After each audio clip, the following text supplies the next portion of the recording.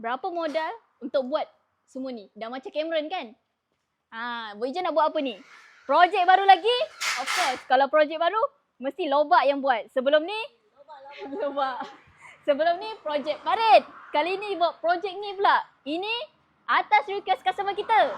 Apa dia? Sebab ramai customer kita, Bos Ijam bawalah aksesori kecil-kecil, comel-comel untuk Acik bawa balik kalau tak bawa balik Jati kan. So inilah kita bawa masuk bunga-bunga untuk Acik. Custom. Kita collaboration dengan satu company yang dah berpuluh tahun yang tahu gubahan apa semua. Cuma nanti Mochi akan tanya korang, pendapat korang tentang bunga-bunga yang kita orang bawa masuk. Okey tak okey? Kalau apa yang sesuai, yang cantik match dengan rumah apa, yang moden, yang kayu. Nanti Mochi akan tanya korang.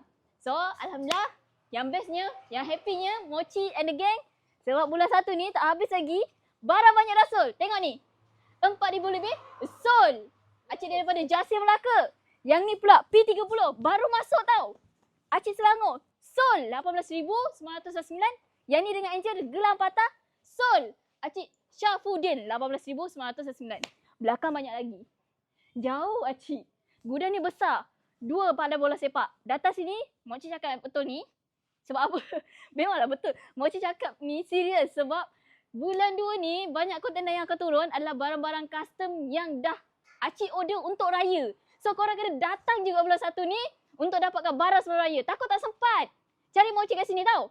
Cepat Acik datang.